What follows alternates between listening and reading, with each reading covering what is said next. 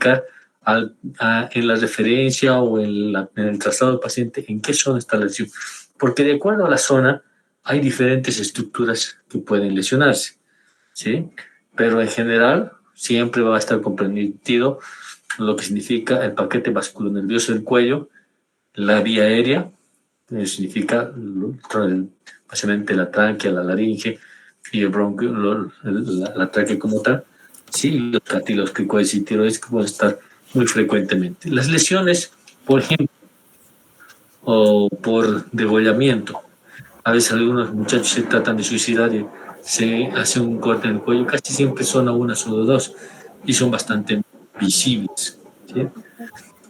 Los tipos de trauma cervical pueden ser cerrados, abiertos, pueden ser por aspiración, pueden ser iatrogénicos. Los cerrados generalmente en general son por pérdida de desaceleración o aceleración o contusiones en cuello. ¿Sí? Aunque donde se produce, no olviden que el cuello tiene diferentes fascias que pueden comprimir estructuras importantes haciendo síndromes compartimentales como tal. Las ahorcaduras, las estrangulaciones, que en general las lesiones óseas, especialmente del axis y la fosa odontoide, son frecuentes, ¿no? Puede producir fracturas de dislocación en la columna, como se había comentado, y la oclusión de las arterias carótidas, las lesiones de la laringe y la tráquea, y hemorragias y hematomas internos, como les había comentado. En abierto, las armas blancas y las armas de fuego. En aspiraciones, los cuerpos extraños, no necesariamente un cuerpo extraño puede ser tan fácil de retirar. A veces produce lesiones, incluso perforaciones, tanto de la tráquea como de la laringe. Entonces, se puede ver bastante bien estas alteraciones. Iatrogénicos, endoscópicos, colocación de codex, ondas de intubación. Las endoscopías no necesarias, especialmente cuando hay alteraciones anatómicas, por ejemplo, los divertículos de Senker, que se encuentran en la primera porción del esófago.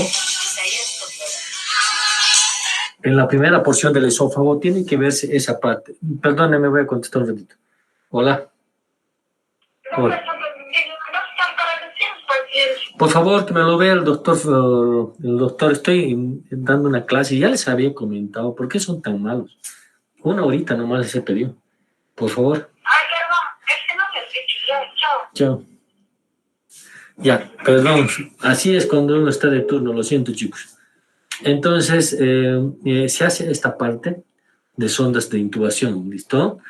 Entonces, y también las iatrogénicas. No olviden que los pacientes cuando se operan pueden producir lesiones, especialmente las tiroidectomías o las paratiroidectomías, pueden producir lesiones vasculares que en el posoperatorio inmediato pueden producir hematomas expansivos obstructivos, que significa que pueden producir asfixia. Por eso los hematomas expansivos en posoperados son de urgencia.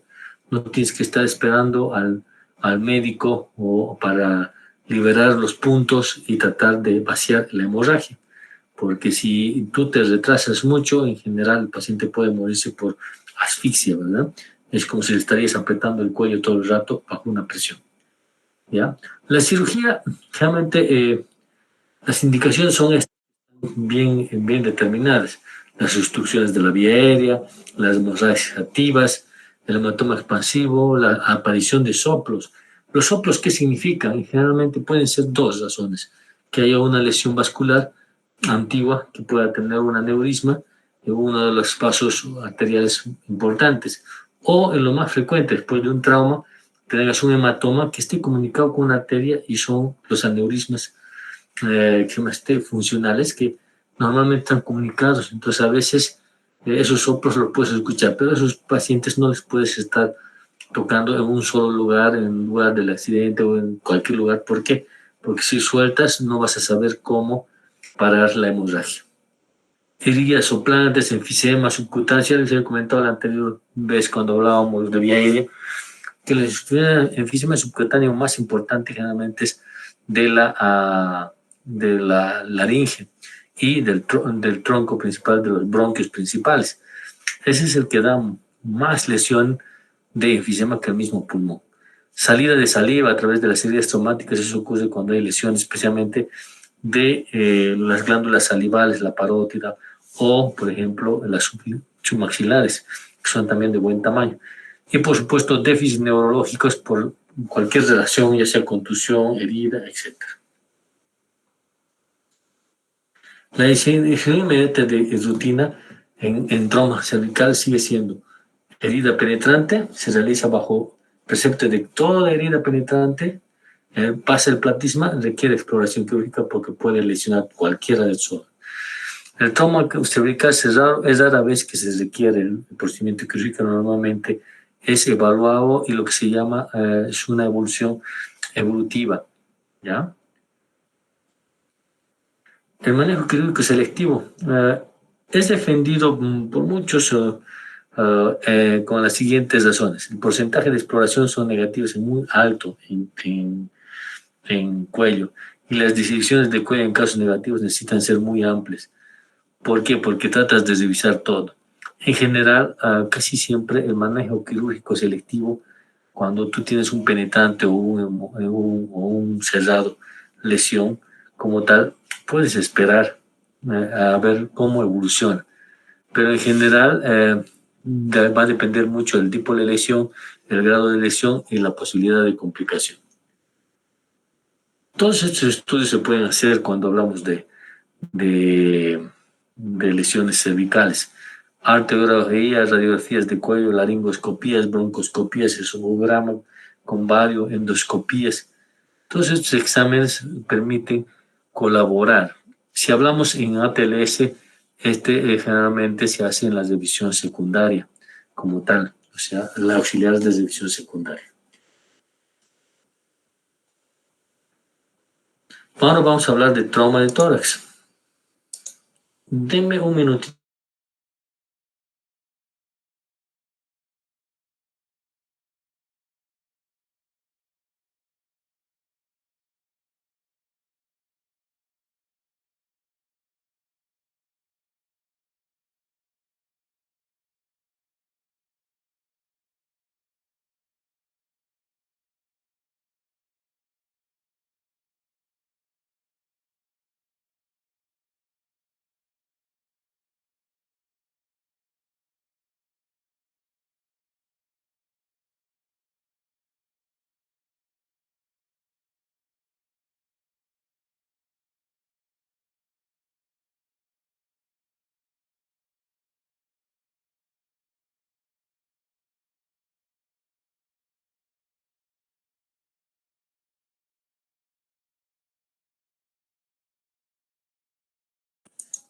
Bien, perdones muchachos, me, me llamaron de la emergencia. ¿Estamos sigue todavía? ¿Todo claro? ¿Hasta aquí en trauma cervical? Sí, doctor. Ahora vamos a hablar un poco de trauma torácico. Fíjense que la ventilación va a depender de todo el andamiaje mecánico que se presenta en todo, empezando de los elementos torácicos, eso significa pulmones, tráquea, bronquio, laringe, corazón, diafragma, todos esos y grandes vasos, por supuesto. Todos estos elementos pueden complicar la vía respiratoria, eso significa la ventilación, por muchas razones, ¿sí? Ahora vamos a ir detallando uno por uno todos estos. Vamos a tratar de ser lo más rápido posible en esto. Fíjense, esta es una imagen de una estadística, pero no es nuestra, lastimosamente es una estadística americana, pero que se evidencia de que hay una alta incidencia de lesiones del trauma torácico, ¿sí? En la evaluación inicial de manejo, ya sea en el sitio de accidente prehospitalario, etcétera, hay la revisión primaria, la revisión secundaria, ¿verdad? En la revisión primaria es A, B, C, D, E, ¿verdad? ¿Se acuerdan? Siempre les voy a repetir eso porque siempre les voy a hacer repetir en ATLS. Y, por supuesto, los auxiliares de revisión primaria, que son los estudios que se hacen.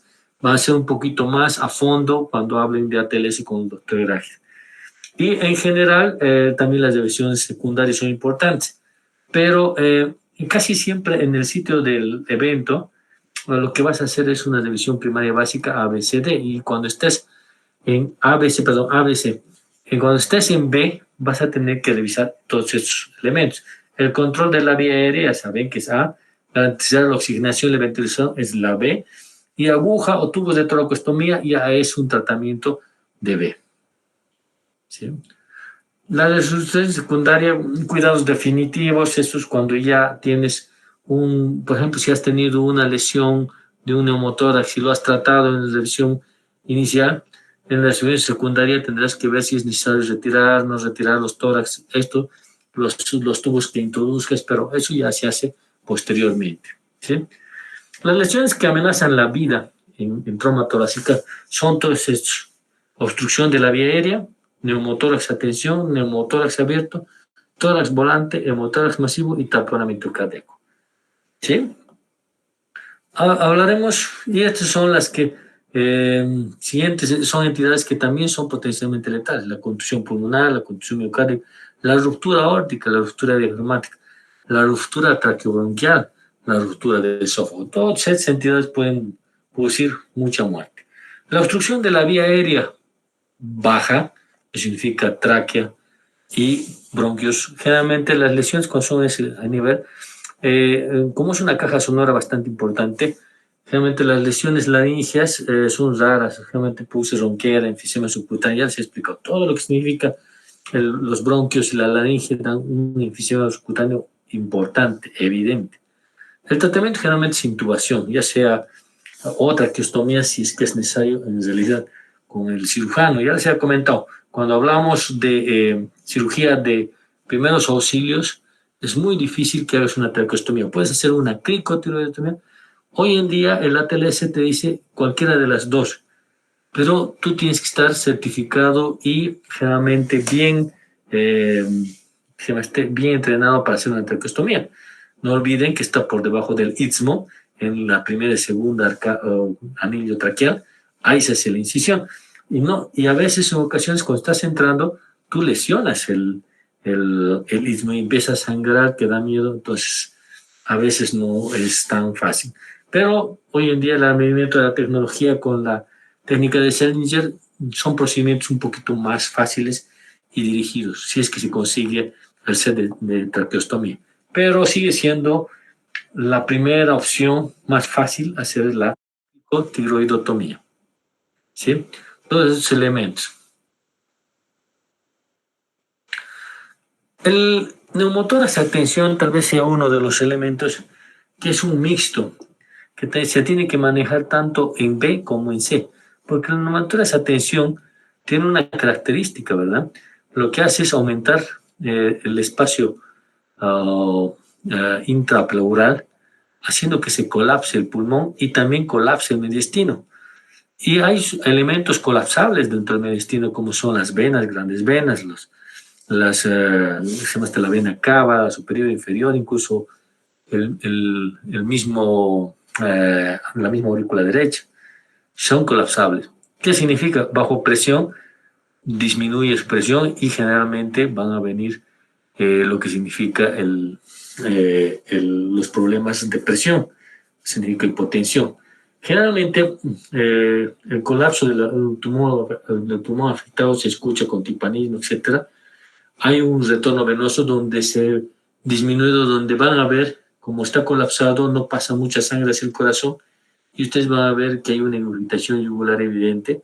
Eso es un indicativo de que hay ¿qué se llama hay una disminución de llegada del componente a nivel del corazón y una ventilación del pulmón contralateral, pues significa que el lado sano que está con dificultad.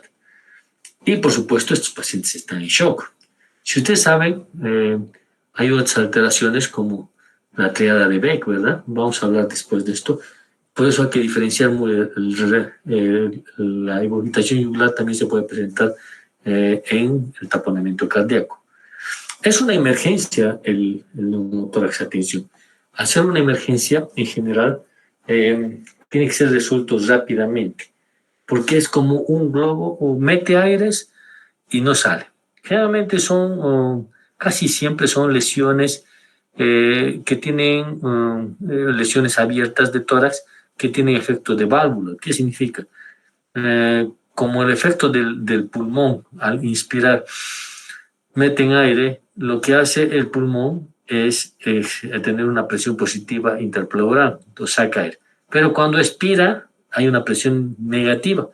En ese momento entra aire al espacio interpleural y empieza a aumentar a ese nivel entre el espacio pleural. Pero como no puede salir, cada vez que entra se queda, cada vez que entra se queda, y eso es un globo que va aumentando. Ese es el problema mayor en el neumotórax de tensión, ¿sí? O el neumotórax hipertensivo.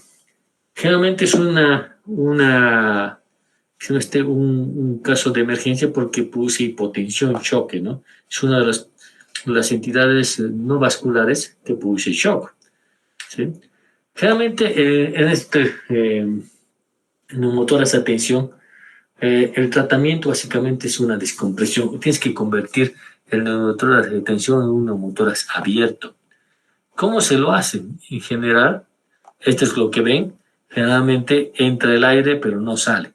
Entra el aire, entonces va colapsando las estructuras pulmonares, vasculares y cardíacas, ¿sí?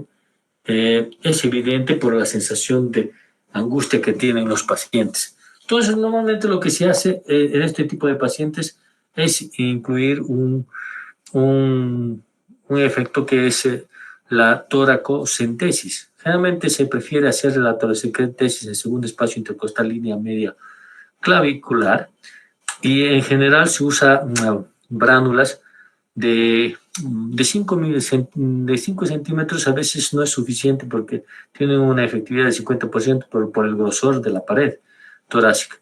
Las que te dice la TLS que deberías usar es de 1,8 centímetros por lo menos, la aguja, porque tiene una efectividad más del 90% por adentrar. Pero eso es lo único que va a hacer básicamente es volver un tórax simple. O sea que el aire que está a presión va a salir por esa agujita. Pero de igual manera, el tratamiento de fitinio es una colocación de un tubo pleural que se coloca, como en todo, en el quinto espacio línea medio axilar, ¿sí? Ahí se coloca. ¿Por qué le ponen? Porque los neumólogos a veces usan, en casos de neumotórax, incluso el segundo espacio intercostal línea medio clavicular como tal, se puede poner un tubo ahí, pero es mucho más complejo. Todas las recomendaciones de ATLS o del BCLS van dirigidas a que lo hagas en un procedimiento que sea replicable, más fácil, ¿sí? Entonces, generalmente es el quinto espacio intercostal es el lugar donde va a producir menor lesión, especialmente estructuras abdominales. No olviden que al lado derecho está el hígado y al lado izquierdo está el vaso. Si te bajas mucho, cuando hablemos de hemotórax, generalmente a veces los neumólogos hacen el séptimo espacio intercostal, pero a veces puede entrar a cavidad y lesionar. Por eso se pregona siempre el quinto espacio intercostal, línea medio axilar, ¿sí? Generalmente se introduce el tubo torácico, casi siempre son tubos de más de 30 French, ¿no? Y con esto ya se resuelve. Y por supuesto, el manejo de la lesión. El manejo de la lesión, cuando son heridas penetrantes que ingresa aire, como primeros auxilios, ¿qué deberías hacer? Poner una válvula.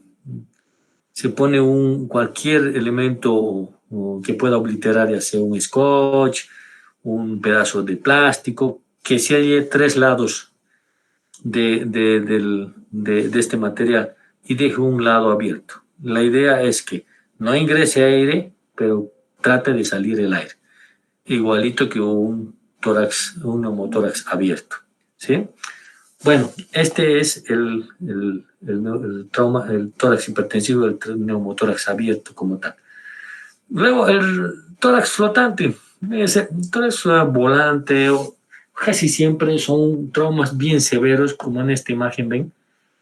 Son lesiones, generalmente los que se accidentan con una contusión importante en región anterior torácica, fracturan casi siempre las costillas de ambos lados y alteran la hemodinamia normal de la ventilación.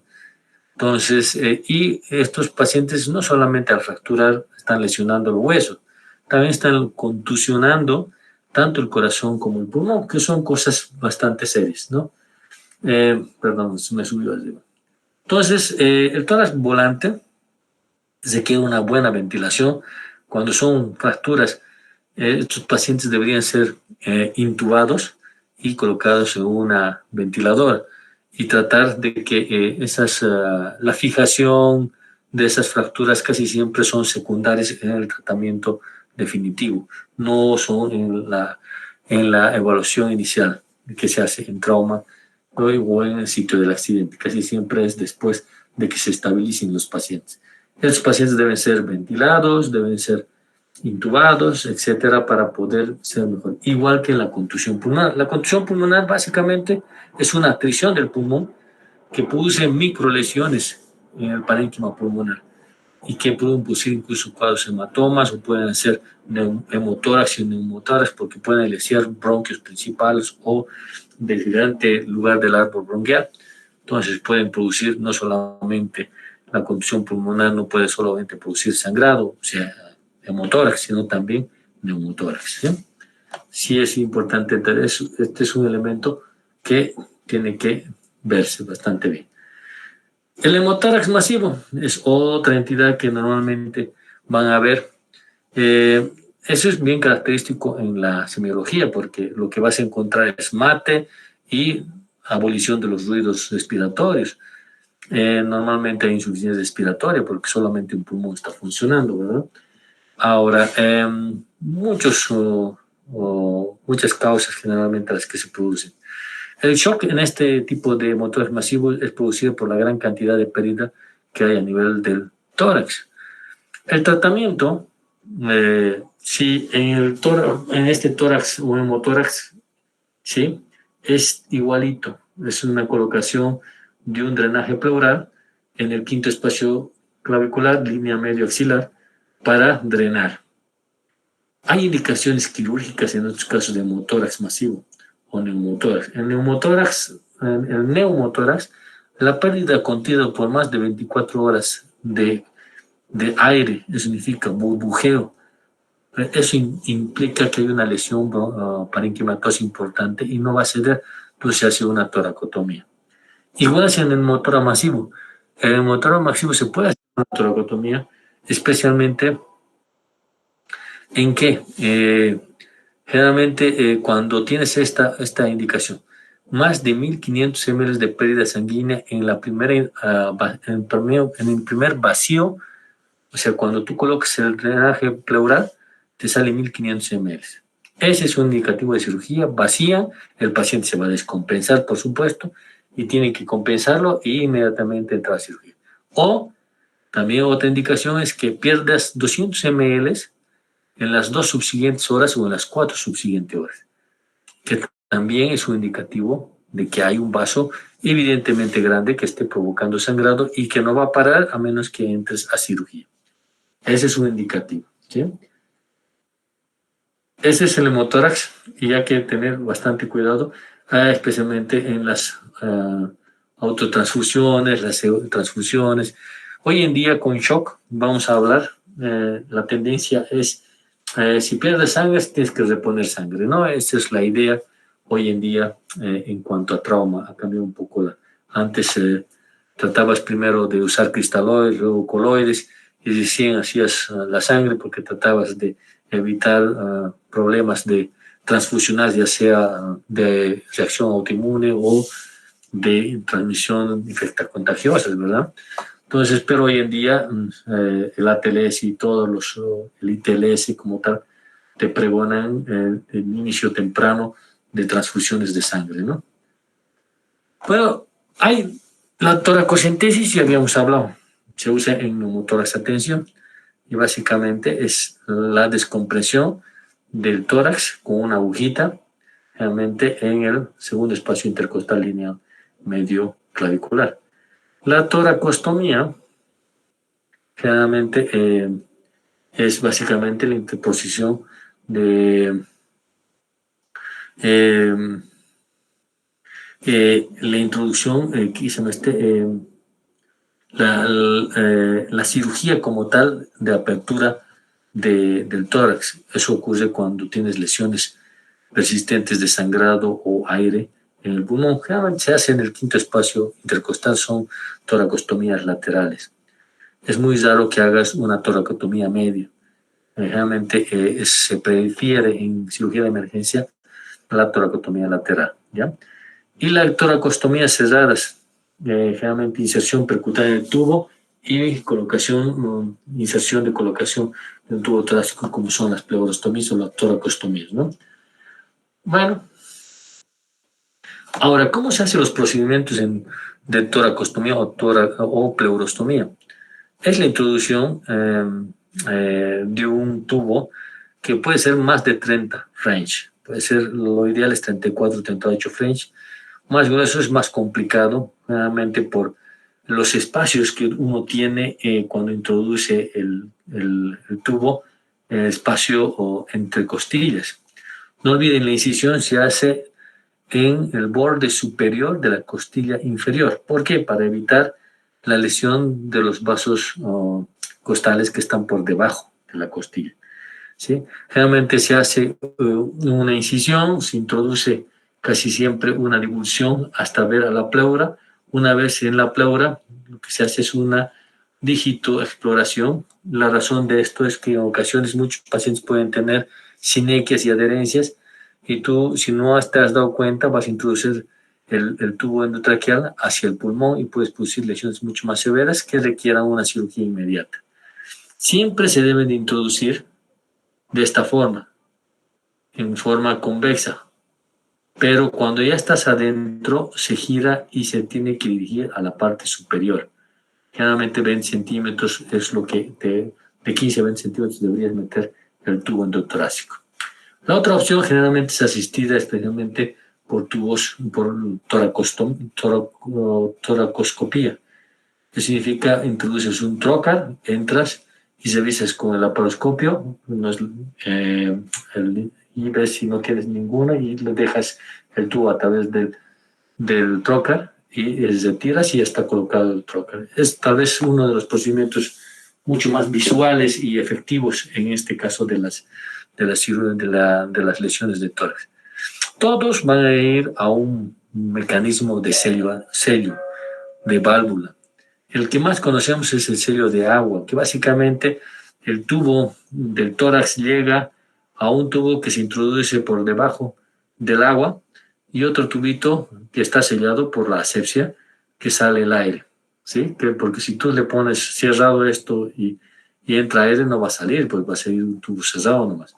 Entonces, generalmente la idea, generalmente se pone de 250 a 300 ml de solución para mejorar la presión hidrostática en este tipo de tubos. Hoy en día se puede usar este tipo de frascos dobles con aspiración secuencial, especialmente cuando tú tienes procedimientos donde hay pus en piernas, etc. ¿Sí? Pero hoy en día el Pleurovac o el Pleuroward, que son mecanismos prácticos y no necesitas, también te sirven como sello, bastante útiles, mucho más modernos y fáciles de manejar. ¿Sí? Aquí dice, ¿ve? La colocación debe ser oportuna a fin de evitar la hipoxia. El tubo tiene que ser mayor de 30, casi siempre, depende del hecho de la contextura del paciente, tienes que saber elegir. Porque si tú pones, por ejemplo, yo pongo a un muchacho de 15 años, le pongo un tubo de 40 French, seguro que el muchacho va a reventar del dolor, porque no olviden, por debajo de la costilla también están los nervios intercostales. Entonces el dolor que se produce es bastante importante. Entonces hay que tener mucho cuidado con el French, pero generalmente mayor de 30 French es ideal. Debe curarse con buena dosis de anestésico. ¿Por qué? Porque la pleura duele. Siempre hay que infiltrar bien la pleura. Ahora, la punción torácica es algo que muchos neumólogos pregonan. Cuando estás instalando tú el líquido de anestésico, la silocaína o la lidocaína, con esa misma aguja vas introduciéndote y te introduces dentro. Casi siempre si dejas un poquito de líquido, si entras y sale burbujeo, ya sabes qué es. Pero si sale sangre, también sabes qué es. Entonces, en general te puede tener una idea de lo que estás haciendo ya en el procedimiento. Hay que tener mucho cuidado de no lesionar el pulmón y tener siempre la certeza en una placa de tórax o clínicamente en el paciente que haya una lesión que esté produciendo un neumotórax o hemotórax. La experiencia demuestra que la penetración del pleura debe hacerse con el dedo. Eso es cierto. O sea, las veces que yo las he hecho, siempre meto mi dedo pequeñito. A veces es bien difícil porque si el paciente está respirando, te aprieta el dedo. Pero es bueno para evitar justamente las lesiones del parénquima pulmonar con el tubo. ¿Sí? Bueno, he hecho una imagen. Siempre pongo la imagen completa porque hay que respetar a los que hacen el trabajo. Es ¿qué sería? Es un neumo, es un hidrotórax.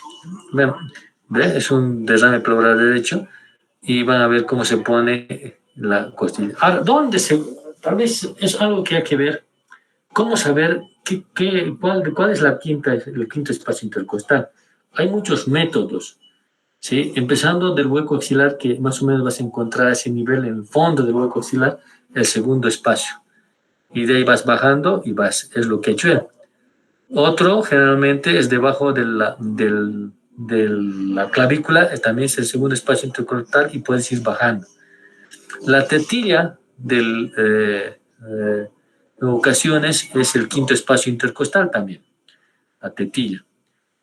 Perdón, pero el problema de la tetilla es que a veces en mujeres y en viejitos puede estar alterado por la flacidez, entonces no son tan congruentes. La escápula está en el séptimo espacio intercostal. Entonces, si encuentras la escápula, te diriges hasta el quinto espacio, ese es el séptimo. Te subes 2 espacios y estás en el quinto espacio intercostal. Es lo que ha hecho, fíjense, ha infiltrado y aparte ha introducido la aguja para ver cuál era el componente que tenía. Y como ven, es líquido. Esto no es un caso de trauma, pero es un buen video para ver cómo se hace la colocación de un tubo pleural.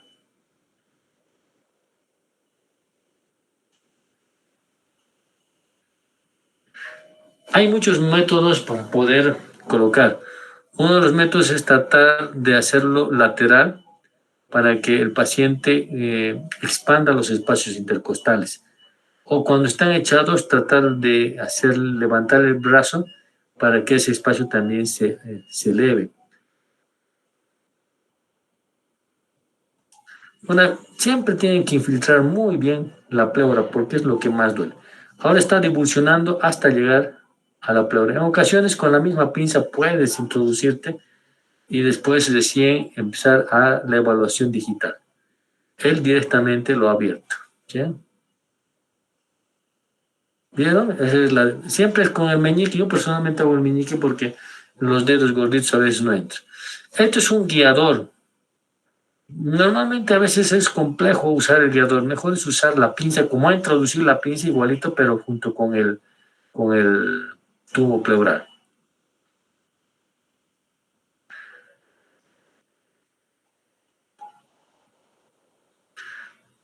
Siempre, no se olviden.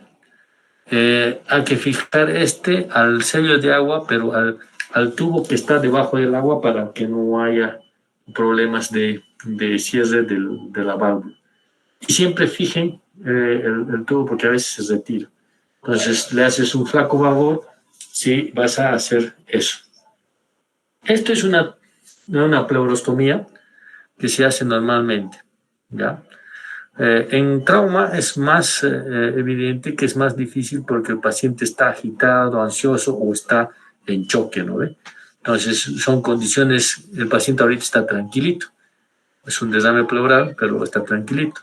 Pero cuando hablamos de un paciente en trauma, sí es más complejo la introducción de este tipo de trocas. ¿Listo? Bueno, otro elemento que tienen que ver es el taponamiento cardíaco, otra emergencia que es re importante, ¿sí? Altera la presión arterial, básicamente choquea, hay irritación yugular y los tonos cardíacos apagados.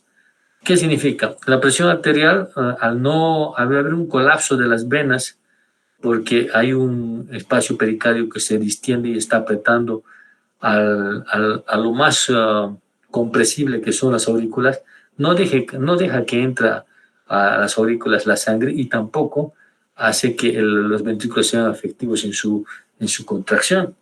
Entonces, de esa manera, la poscarga es la presión arterial cae y la precarga aumenta, significa las venas del cuello se distienden porque hay aumento de la presión venosa de retorno, por eso hay irritación yugular. Y los tonos cardíacos apagados, ¿por qué? Porque hay líquido que no te permite escuchar al corazón. En general, esto se llama la triada de Beck y estas son las características que solamente al ver estas tres características tú tienes que darte cuenta que hay una alteración del pericardio. No olviden que la actividad eléctrica sin pulso hay que tomar en cuenta, significa que ya hay un taponamiento cardíaco muy evidente, ¿sí? Así se ve. Alguna vez han dicho, algunos antiguos decían, una copa de champán al revés. Sí, eso es lo que se ve, ¿ya? Esto es una pericardiocentesis. La característica de la pericardiocentesis, no se olviden que es introducir, hasta escuchen esto. La vía es entre el espacio sifocostal del lado izquierdo, ¿sí? Ahí es donde se funciona. Y se hace el direccionamiento de la aguja generalmente hacia la punta de la escápula. Eso es para darte cuenta dónde tienes que ir. Y en general se introduce con líquido en la aguja tiene que ser más de 20 centímetros, pues si no, no llegas. Y casi siempre se debe de realizar bajo vigilancia electrocardiográfica.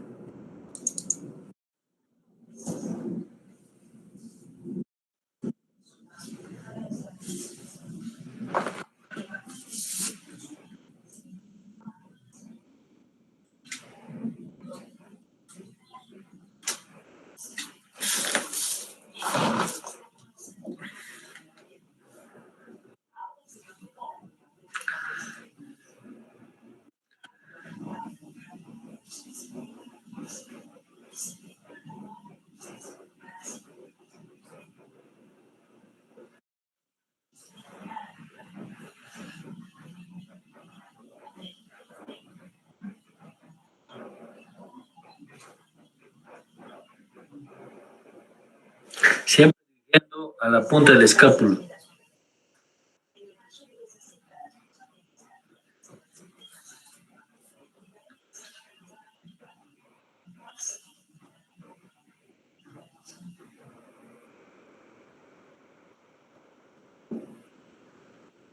Hoy en día con la guía ecográfica, y casi todos los hospitales lo tienen, son de más seguridad la introducción de estos procedimientos. Y una vez introducido, puedes tú dejar un drenaje persistente para, en vez de que sea solamente una pericardiocentesis o una pericardiostomía guiada por.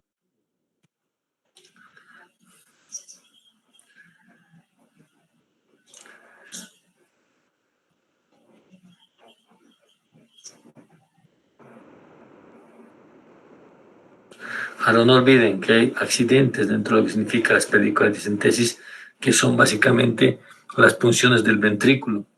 Son lesiones bastante complejas, incluso en ocasiones requieren procedimientos de toracotomía lateral para resolver este tipo de lesiones, ¿no?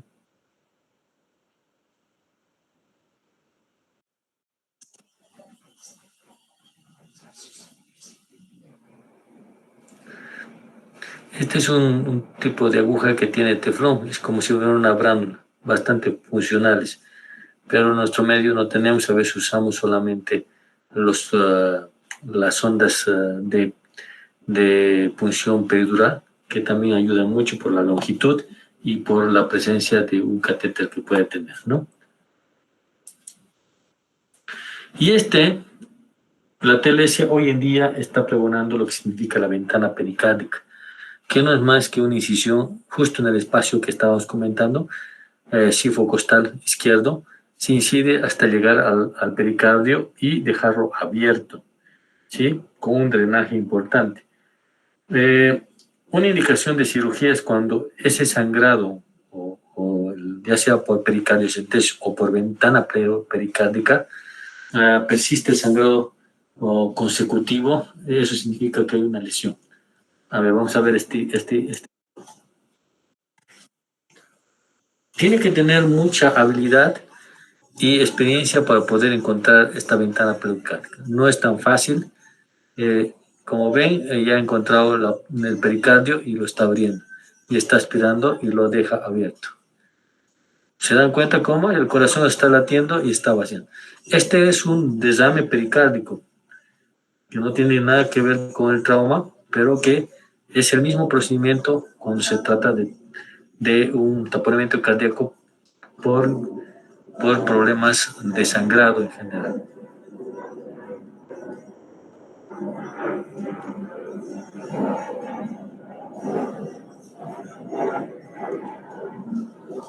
Y le han dejado un drenaje, ¿no? Esa es la ventana pericárdica, tan famosa, pero que es más, requiere un poquito más de conocimiento para poder hacer ese procedimiento. ¿Ya? Bueno, eh, la, la toracotomía de urgencia siempre es un procedimiento de alto grado de lesividad. Es como decir, es lo último que deberías hacer cuando se trata de lesiones, tanto cardíacas como pulmonares. En general, este tipo de lesiones tienen que ver mucho con en qué momento poder producir las toracotomías, ¿no? Ya habíamos hablado en neumotórax y neumotórax, son esas tres características, y cuando hay lesiones cardíacas profundas o penetrantes que también se tienen que revisar. ¿Sí? Lesiones potencialmente letales. Neumotórax ya hemos visto, lesiones del árbol traqueobronquial. Fíjense que la contusión pulmonar, ya se ha dicho, es como una lesión contusa del pulmón que puede producir tanto neumotórax como hemotórax. Solo es el seguimiento y una buena intubación para mantenerle ventilado al paciente, si no es recuperar. Las lesiones del árbol traqueobronquial, ya sea por penetración o por lesión contusa, son difíciles de manejar, requieren cirugía definitiva después de la revisión secundaria. Las rupturas traumáticas de la aorta, bueno, estas son complejas porque en general cuando hay más de un gran porcentaje son las muertes que ocurren en el sitio del accidente, porque una lesión importante casi siempre no aguanta en llegar a un hospital, ¿no? Y las lesiones traumáticas de diafragma, ya les había comentado en las primeras clases, que en ocasiones hay lesiones diafragmáticas agudas que producen insuficiencia respiratoria al paciente porque se entra todo el contenido intestinal dentro del tórax, pero en la mayoría de las veces son lesiones crónicas que a la larga hacen hernias diafragmáticas. Y las heridas transfixantes de medestina significa, como este señor, penetración de cuerpos extraños dentro. No olviden, en primeros auxilios, como en todo, toda herida de este tipo no se moviliza, se fija y así tiene que llegar a la emergencia. No sean muy ocurrentes para retirar este tipo de cuerpos extraños de ninguna parte. ¿Sí? Esto ya habíamos hablado, neumotórax, la contusión pulmonar, la lesión traqueal. Y esta es la ruptura traumática del costo. Estos son signos que implican la lesión de la aorta. No olviden que la aorta tiene un elemento de sujeción, ¿sí? Es el ligamento arterioso. Es donde es el lugarcito donde se lesiona. Y todos estos elementos son radiológicos, el ensanchamiento de la franja paratraqueal, el ensanchamiento de interfaces paravertebrales, las fracturas de primera y segunda costillas y el omóplato, no olviden, las fracturas de estas dos costillas y el omóplato, eso implica una lesión de desaceleración muy, muy, muy importante. Cuando tú tienes este tipo de lesión, primera y segunda costilla y omóplato, tienes que tener siempre cuidado de que no haya una lesión arterial o contusa de órganos intratorácicos. La obliteración del espacio pulmonar aorta, depresión del bronquio izquierdo, ensanchamiento del mediastino. El bronquio izquierdo no olviden que es medio horizontalizado. Cuando hay un hematoma, se va a bajar. desviación del esófago, hemotórax izquierdo, obliteración del botón aórtico y desviación de la tracción. Todas esas son las características que se produce en una lesión de aorta. No olviden que la lesión de aorta, una vez diagnosticado, es de inmediato manejo quirúrgico. No puedes manejarlo así. Si te das cuenta de eso, tienes que mandarlo rapidito al hospital y un especialista en tórax tendrá que entrar a revisar y tratar de solucionar, porque no es tan fácil cuando se rompe la aorta. Las rupturas diafragmáticas ya las he comentado, pueden ser penetrantes, pueden ser cerradas, generalmente en traumas contusos siempre son cerradas, pueden ser agudas y crónicas. ¿Sí?